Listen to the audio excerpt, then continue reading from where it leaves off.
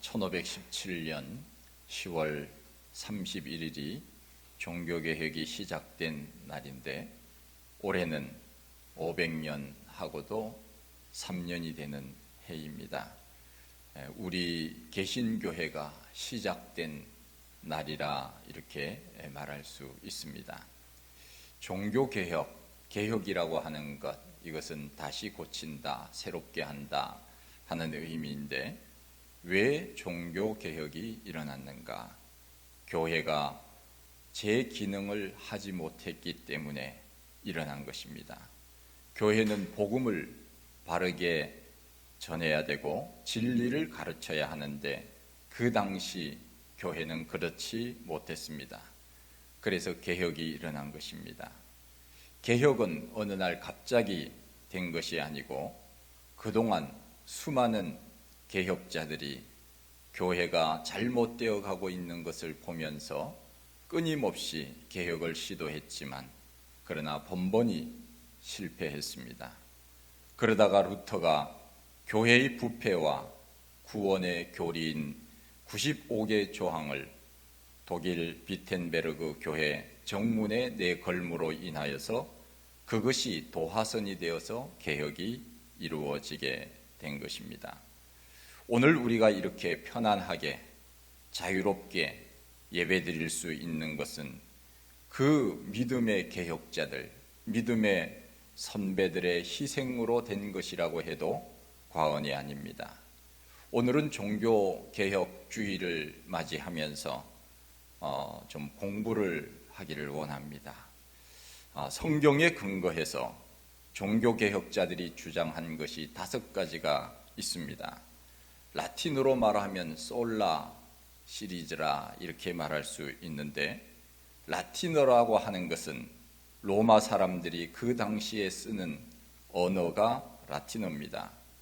초기 그리스도인들은 헬라어를 주로 사용했고 예수님 당시에는 아람어를 이스라엘 사람들이 사용했는데 복음이 로마의 고위층들에게 전해짐으로 인하여서 로마의 고위층들이 예수를 많이 믿게 되므로 그들이 쓰던 라틴어가 자연스럽게 교회 안에 쓰여지게 된 것입니다. 고위층들이 쓰던 그 언어, 그것이 교회 역사에 있어서 상당히 중요한 역할을 차지하게 되는데 그래서 교회 용어가 라틴어로 많이 되어 있습니다. 그래서 첫 번째는 솔라 피데라고 하는 것을 우리가 들어보았을 텐데 이것은 오직 믿음이라고 하는 뜻입니다. 당시 교회는 믿음으로 구원 얻는다고 하는 것을 가르치지 않았습니다. 기득권을 가진 사제들이 자기의 이익을 주고 돈을 내므로 인하여서 이 인간의 선행이나 공로로 구원을 받는다고 가르친 것이 바로 그들의 모습이었습니다.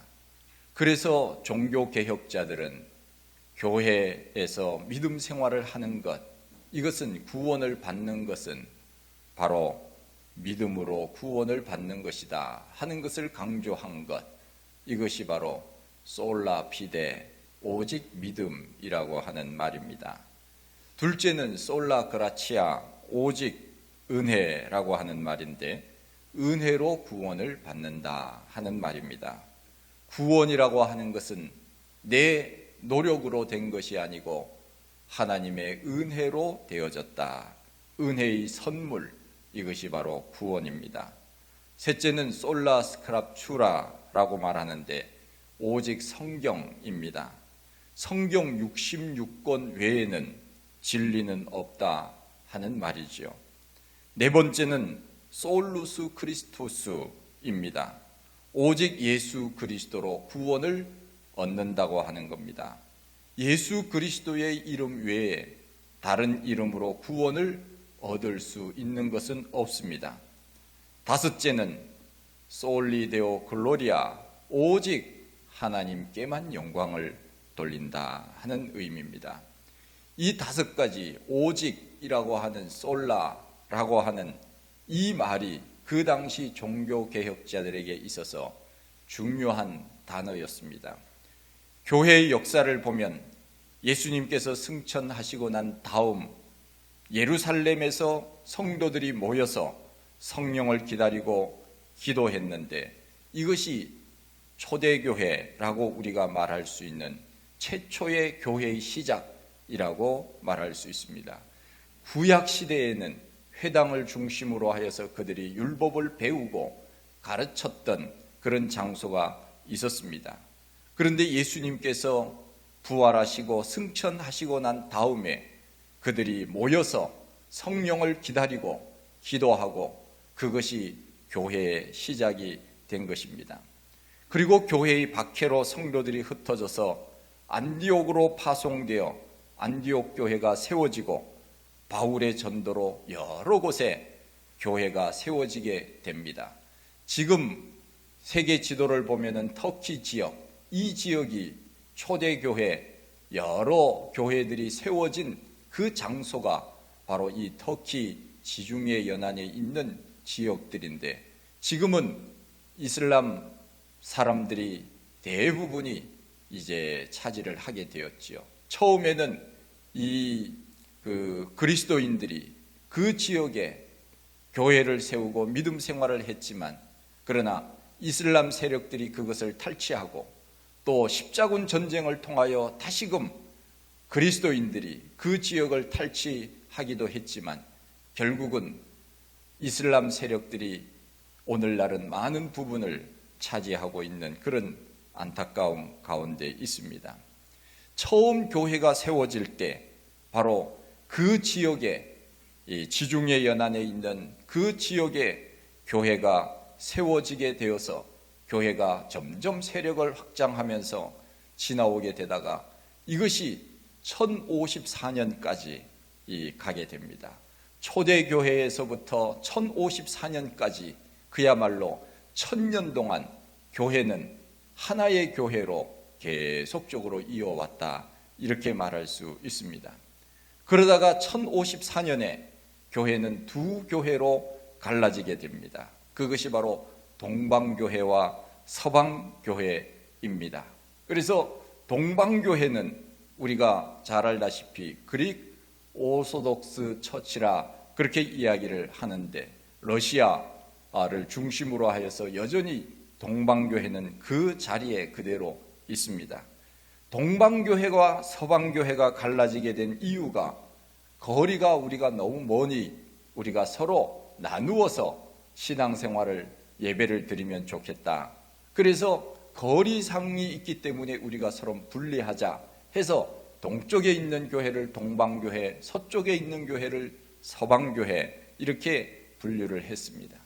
그리고 또 성령의 출처 문제로 이견이 생겼습니다. 성령이 어디서부터 나왔느냐, 하나님으로부터 나왔느냐, 아니면 하나님과 예수님으로부터 나왔느냐, 이 문제를 가지고 논쟁을 벌이다가 이견 차이로 갈라지게 된 것입니다. 그러다가 동방교회는 지금까지 여전히 동방교회라고 하는 이름으로 그 자리에 있지만은 1517년 종교개혁을 통하여서 서방교회가 또 갈라지게 됩니다. 그것이 로마의 카톨릭과 개혁교회인데, 오늘날로 말하면 천주교와 개신교회입니다. 그래서 1517년 루터가 종교개혁을 한 날을 기념으로 해서 올해가 503주년이 되는 해입니다. 그렇다면 서방교회는 왜 로마 캐톨릭과 개신교가 갈라지게 되었는가 하는 것입니다. 그것은 한마디로 말하면 교회의 부패, 교회의 타락 때문이었습니다. 교회의 역사를 보면 6세기경에 교황 제도가 완성이 되고 8세기에는 교황 성상 숭배가 시작이 됩니다. 그림이나 조각 이런 것들을 만들어서 사람들이 섬기게 하였습니다. 이 교회의 역사들이 종교개혁 이후에도 교회 안에 성상들이 많이 있었습니다. 그림, 조각, 부조 이런 것들이 교회 벽면에 많이 장식을 하고 있어서 사람들이 개혁된 이후에도 계속적으로 그러한 것을 보고 기도를 하고 그것을 어루만지고 그것에게 복을 달라고 하는 그런 일들이 있었지요. 그래서 교회가 이래서는 안 되겠다 해서 교회 안에 있는 모든 그림이나 휘장 이런 것들을 이 개신교회가 없애기 시작을 했지요. 그래서 오늘날 남아있는 것은 바로 십자가 하나밖에는 없습니다. 이 십자가마저도 사람들이 그것에 입을 맞추고 어루만지고 하니까 이 십자가도 없애야 되겠다. 이 십자가가 구원을 주는 것이 아니라 예수 그리스도가 구원을 주고 십자가는 상징일 뿐인데 마치 이 십자가가 구원을 주는 것처럼 붙들고 있으니 십자가마저도 없애자 하는 이야기들이 있었지만, 그러나 십자가는 교회의 상징으로 그냥 두자고 해서 오늘까지 둔 것입니다. 이렇게 교회의 역사를 보면은 9세기에 가서는 마리아에게 기도를 하기 시작을 합니다. 마리아가 우리의 기도를 들어준다고 생각을 했지요. 11세기에는 미사제도가 확립이 되고 그때 교인들은 묵주를 돌리고 기도하게 되었고, 그때 면죄부가 나왔고 고해성사와 성체 숭배도 시작이 되었습니다. 그리고 더 중요한 일이 있었는데 13세기 경에는 사제만 성경을 읽었지 일반 성도들은 성경을 읽지 못하게 했다는 것입니다. 예배를 집전하는 사제들만 고급 언어로 된 라틴어 성경을 읽었고 일반 성도들은 잘 배우지 못했기 때문에, 고급 언어를 배우지 못했기 때문에 교회 안에서 예배가 이루어질 때도 이 성경을 읽지만은 성경이 그 당시에는 인쇄술이 발달되지 않았기 때문에 사람들이 다 가지고 있지 않았지요. 그런 면에서 이 사제들만 라틴어 성경을 가지고 읽으니 일반 성도들은 그게 무슨 말인지 전혀 몰랐다 하는 것입니다. 그야말로 예배를 구경만 하고 있었지 진정한 예배를 드릴 수 없었던 것입니다. 그래서 영국의 종교개혁자이면서 옥스퍼드 대학의 교수인 위클립이라고 하는 최고의 그 권위라고 하는 것은 이 위클립이 이제 대항을 하게 된 것이지요. 최고의 권위는 교황에게서 나오는 것이 아니고 성경에서 나온다고 이야기를 했고, 성직 매매에 대해서 강하게 비판을 하기 시작을 했습니다. 그리고 그는 성경을 영어로 번역을 하기도 했습니다. 나중에 그는 이단으로 정죄되어 그의 저서와 시신이 무덤에서 파내어 불살라지기도 했던, 그야말로 어렵게 시작했던 종교개혁자의 선두주자라고 말할 수 있는 위클립, 이 사람은 결국은 성공을 하지 못했지요. 그의 영향을 받은 그 다음에 위대한 종교개혁자가 있었습니다. 그 종교개혁자가 바로 체코의 얀 후스라고 하는 사람입니다. 지금도 체코에 가면은 그 얀 후스의 동상이 사람들이 많이 보는 곳에 이제 있다고 하지 않습니까? 얀 후스가 화형을 당하여서 죽었는데 그때 하늘에서 천사가 내려와서 그 후스를 데리고 올라갔다고 하는 그 이야기가 전해져 옵니다. 루터보다 100년이나 앞서서 종교개혁을 했던 위대한 종교개혁자 얀 후스입니다. 그도 교황의 권위보다 성경의 권위를 강조했고 성직 매매 등 교회의 타락상을 비판하다가 화형에 처해졌습니다. 이와 같이 성직자와 교회의 타락으로 많은 종교개혁자들이 희생을 당했습니다. 그러다가 1517년 10월 31일 루터에 의해서 개혁이 이제 성공적으로 시작이 됩니다. 종교개혁일은 우리가 외우기도 좋아요. 10월 31일 15171031 얼마나 외우기 좋아요. 10월의 마지막 밤을 하는 날을, 그런 노래도 유명한 노래가 있지 않습니까? 10월의 마지막 날, 그야말로 루터에 의하여 종교개혁이 시작이 됩니다.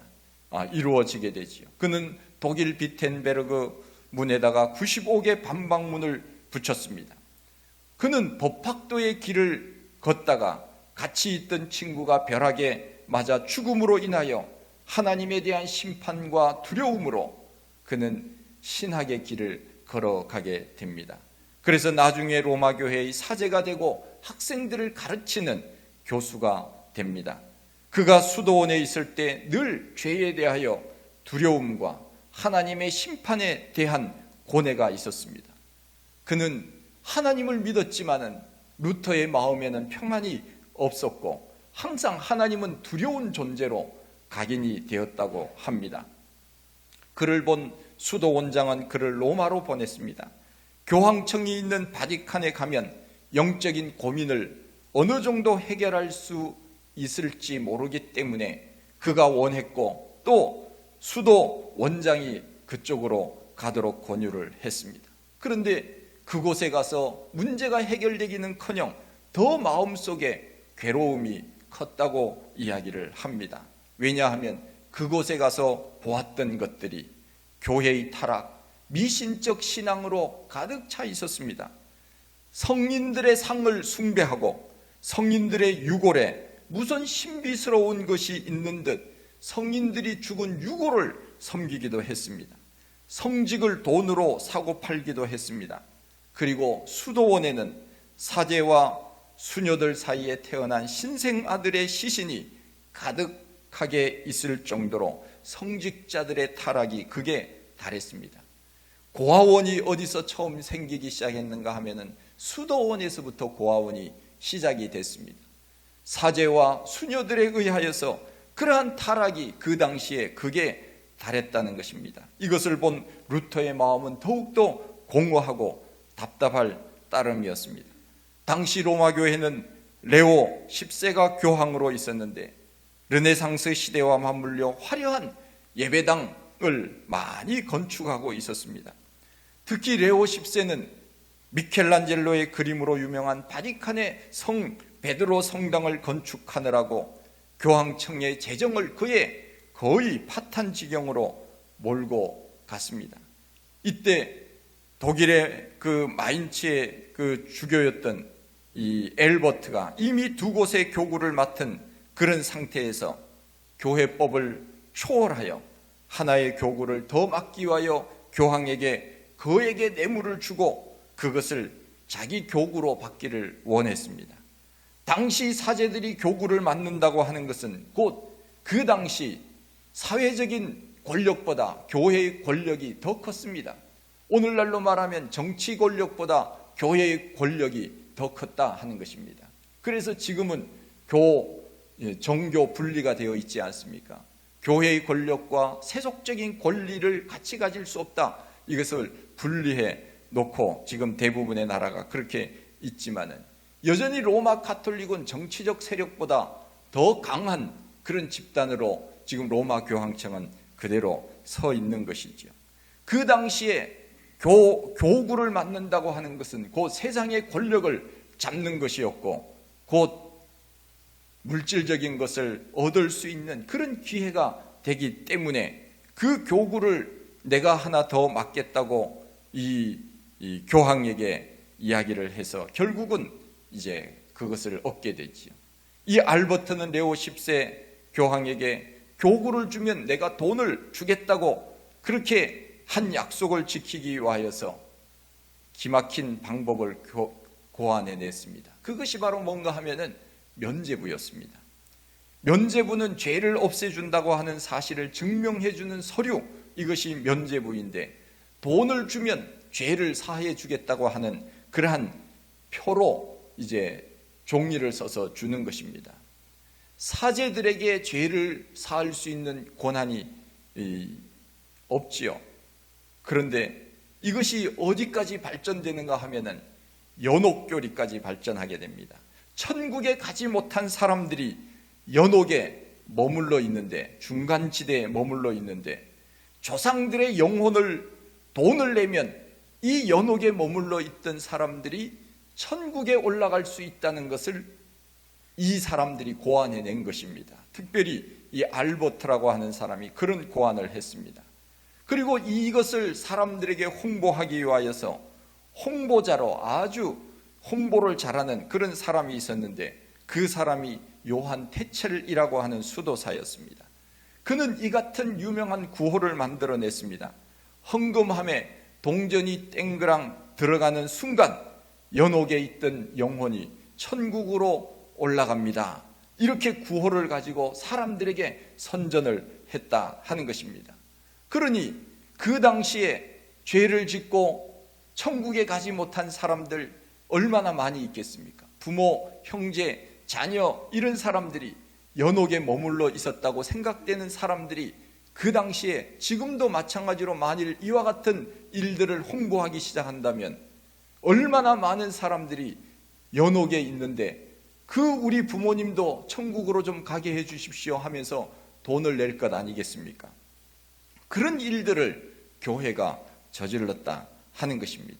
그러니까 돈을 내면 연옥에 있는 사람들이 천국으로 옮겨지고 돈을 내면 내가 지은 죄도 다 없어진다고 하는 그러한 구호를 내세워서 장사를 한 것입니다. 얼마나 교회가 타락했으면은 그 정도로 면죄부를 팔고 연옥소를 주장하면서 없는 연옥소를 있는 것처럼 그렇게 거짓으로 교회가 홍보를 하는 것입니까? 불교에는 천도제라고 하는 것이 있습니다. 천도제는 불교에서 죽은 사람의 영혼을 극락으로 인도하기 위한 의식이 천도제라고 합니다. 흔히 안 믿는 사람들, 불교 다니는 사람들, 믿는 사람들이 49제 죽은 사람을 위하여 그런 의식을 하는데 그것도 다 마찬가지입니다. 지천에 떠돌아다니는 영혼이 좋은 곳으로 가도록 해 주십시오 하는 의식이 바로 49제, 그런 천도제, 돈을 어마어마하게 주고 이 천도제를 한다고 합니다. 우리의 부모를 더 좋은 극락으로 가게 해 주십시오 하는 어찌 보면 돈을 주고 면죄부를 사는 것과 같은 그런 의식이지요. 루터는 이 같은 부조리한 것들을 없애야 한다고 하는 마음으로 95개 조항의 반박문을 낸 것이 바로 종교개혁의 도화선이 된 것입니다. 이 같은 일이 왜 일어났습니까? 성경을 최고의 권위에 두지 아니하고 인간의 권위, 교황의 권위를 최고에 둠으로 나타났던 병폐였습니다. 교회의 머리는 예수 그리스도이시고 교황을 예수님보다 높은 자리에 올려놓고 교황의 말을 더 신봉했던 그 당시 모든 것이 하나님이라고 하는 이름만 내세웠지 모든 권한은 인간이 다 가지고 있었습니다. 그때 바로 교황의 말에는 오류가 없다고 하는 교황 무오설이 나오지 않았습니까? 교황의 말은 곧 하나님의 말이다. 교황은 신이다. 교황의 말에는 오류가 없다. 교황 무오설이 나온 것 아닙니까? 우리가 구원을 받는 것은 예수 그리스도를 믿음으로 구원을 받는 것이지 다른 이름은 없습니다. 오늘 말씀에도 나와 있듯이 오직 의인은 믿음으로 말미암아 살리라. 이 믿음, 이것이 우리들에게 구원을 주지 인간을 믿음으로 인간의 말을 따름으로 우리가 구원을 얻는 것은 결코 아닙니다. 믿음으로 구원 얻는다고 하는 이신칭의의 교리가 바로 로마서 1장 17절입니다. 천주교에서는 지금도 마리아 상에서 기도를 하고 성인들 상 앞에서 기도를 합니다. 성당에 가보면은 처음 이 천주교 다니는 사람들이 교회 마당에, 성당 마당에 들어서자마자 보이는 상이 마리아 상 아닙니까? 그러면 그 앞에 잠시 머물러 서서 기도하고 가더라고요. 그러니 그 사람들 마음속에 예수님이 먼저인지 마리아가 먼저인지 우리가 그거 보면은 알 수 있는 것 아닙니까? 그 사람들에게 제가 직접 물어봤습니다. 당신들은 예수님을 믿습니까? 마리아를 믿습니까? 그랬더니 예수님 믿는다 그러더라고요.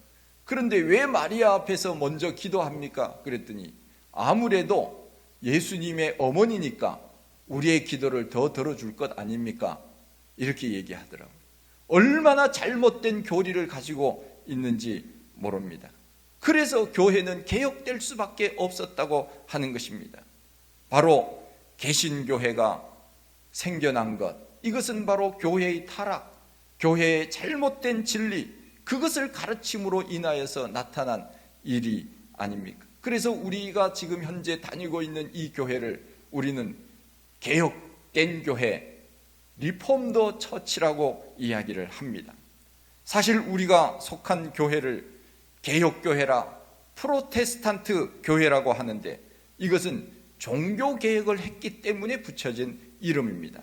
프로테스탄트라고 하는 말은 바로 대항이라고 하는 뜻인데, 동사로 말하면 프로테스트, 대항하다. 그래서 생겨난 교회가 바로 우리 개신교회예요. 개신교회, 바로 새롭게 된 교회라, 그런 의미로 개신교회, 프로테스탄트라고 하는 이름을 붙인 것입니다. 우리 개신교회는 원래의 자리로 돌아간 그 교회가 바로 개신교회지요. 우리는 흔히 그런 이야기를 합니다. 개신교회는 천주교에서 나온 것이 아니냐, 그렇게 이야기를 하고, 천주교가 형님교회고 개신교회는 동생교회다, 이렇게 말하는 사람도 있습니다. 그러나 그것은 잘못된 것입니다. 천주교회가 형님교회가 아닙니다. 천주교회가 더 높은 것이 아닙니다. 개신교회는 이름만 개신교회라고 붙였을 뿐이지, 개신교회는 원래의 자리, 그 자리에 있으려고 노력한 교회입니다. 그러기에 어찌 보면 우리가 원조입니다.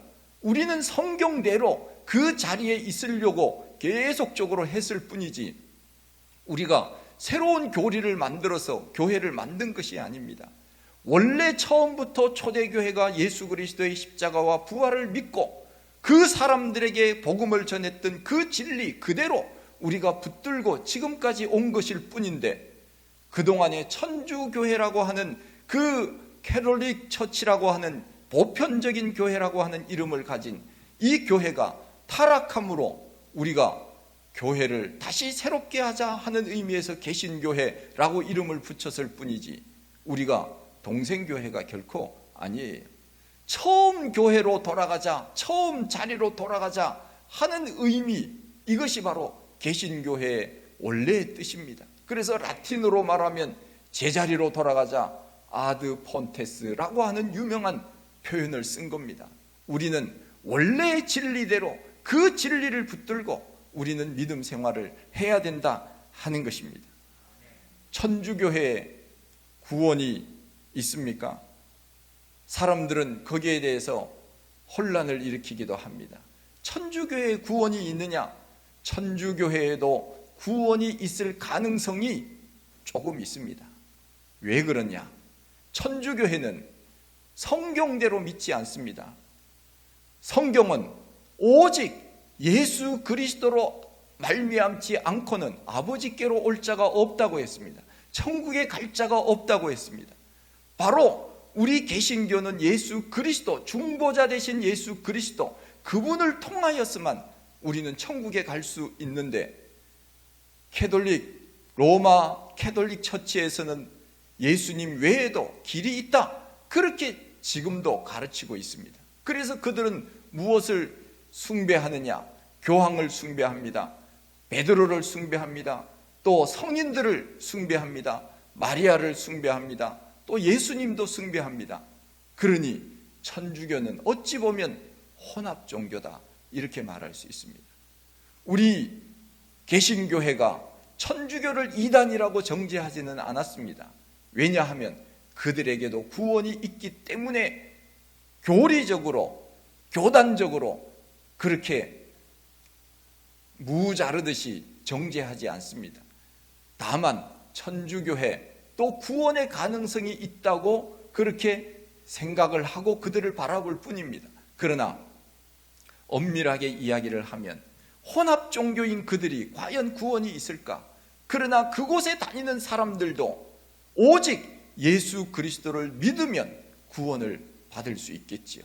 그러나 그 마음속에 교황을 믿거나 베드로를 믿거나 마리아를 믿고 예수님도 믿고 혼합된 마음으로 그들이 기도하고 신앙생활을 한다면 그들에게는 구원이 없는 것이지요. 오직 예수 그리스도, only Jesus, 오직 예수 그리스도 외에는 구원이 없습니다. 다른 이름은 없습니다. 그러기에 우리는 예수 그리스도 그분만을 붙들고 신앙생활을 해야 천국에 갈 수가 있습니다. 이 루터라고 하는 사람은 그 진리를 가르쳤습니다. 오직 의인은 믿음으로 말미암아 산다. 그 믿음의 대상은 누구냐? 바로 예수 그리스도, 그분이시다. 우리는 이것을 놓쳐서는 안 됩니다. 아무리 이 세상이 다양화되고 복잡화되고 여러 가지 종교들이 많이 있고 진리가 많다 그래도 다른 진리는 상대적인 진리입니다. 진리가 바뀝니다. 그러나 우리 기독교의 진리는 절대 진리입니다. 바뀌지 않습니다. 예수 그리스도, 그분만 믿어야 천국에 가는 것입니다. 루터가 종교개혁을 한 이후에 수도원에 있던 수녀들이 탈출을 하기 시작을 했습니다. 심지어는 물을 받는 그 바구니 안에 숨어서 세상으로 나오기도 했습니다. 이 루터가 나중에 종교개혁을 한 이후에 무엇을 했는가 하면은 중매장이가 됐습니다. 중매장이, 수녀원에서 나온 그 수녀들을 결혼시키는 일을 사람들에게 이제 중매를 했습니다. 그래서 많은 사람들을 중매를 했습니다, 루터가. 그런데 수녀원에서 나온 수녀 한 명이 짝을 못 찾았어요. 그래서 어쩔 수 없다, 당신은 나랑 결혼해야 된다.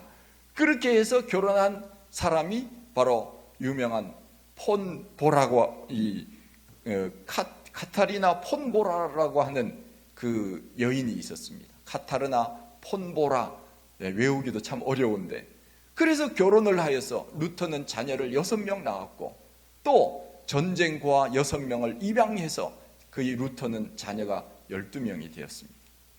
정말 그는 기독교 역사, 2000년 역사 속에서 가장 위대한 인물을 꼽으라고 하면 사도 바울이 첫 번째로 꼽을 수 있고, 물론 예수님은 말할 필요가 없지만 그 다음에는 루터가 종교개혁을 하지 않았다면 여전히 잘못된 교리를 붙들고 그것이 우리들에게 구원을 준다고 신앙생활을 하고 있는지도 모릅니다.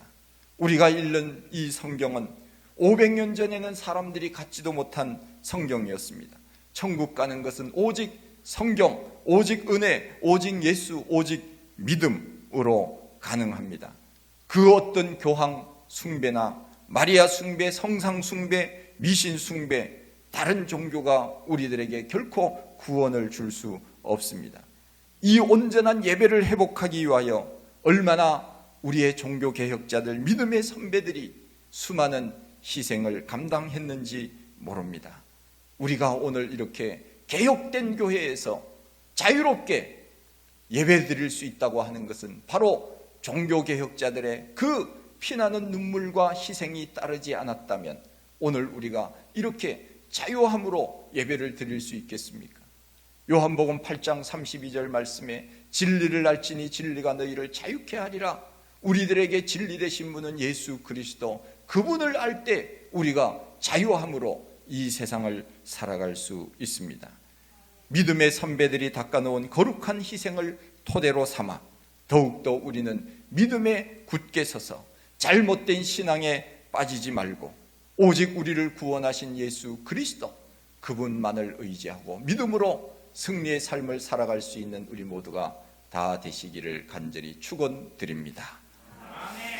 하나님 아버지, 크신 은혜와 사랑을 감사드립니다.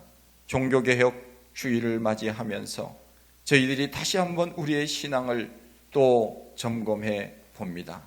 세상 사람들은 모든 종교들이 다 비슷비슷하다고, 같다고, 그 어느 것 하나 의지하면 좋은 곳에 간다고 그렇게 생각하지만 성경은 오직 예수 그리스도, 그분 아니면 구원이 없다고 우리들에게 말씀해 주고 있는 것을 저희들이 믿습니다. 그 구원자 되시는 예수님, 우리 마음속 깊은 곳에 모시고 믿음 지켜 사는 저희들 다 되게 하여 주시옵소서. 예수님 이름으로 기도하옵나이다. 아멘.